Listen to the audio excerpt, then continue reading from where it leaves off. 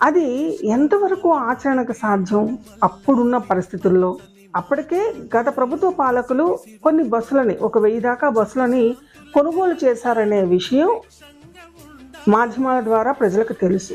So, ఆ బస్సులు వచ్చాక ఆ బస్సులని ముందుగా తీసుకొచ్చి వాటిని ఒక ఆర్డర్‌లో ప్లాన్ చేసి, ఈ ఫలానా బస్సులు ఫలానా రూట్‌లలో ఫలానా అర్హతలున్న మహిళలకు ఇది ఉపయోగపడుతుంది. లేదా మొత్తం మహిళలు అనే ఎవరికైనా కూడా ఈ బస్సులో మీరు ఉచితంగా ప్రయాణం చేయవచ్చు.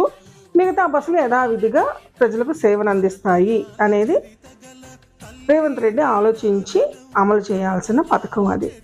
కానీ జరిగిందేంటి? గుడ్డెద్దు చేలో పడ్డట్టు ఆర్టీసీ బస్సులు మహిళలకి ఫ్రీ. మహిళల మీద గౌరవంతో మహిళలకి నేను ఆర్టీసీ బస్సు ఉచితంగా ఇచ్చేశాను. మీ ఇష్టం, మీరు పుట్టింటికి వెళ్తారా, లేదు అని అంటే బజార్కి వెళ్తారా, లేదా గుడికి వెళ్తారా,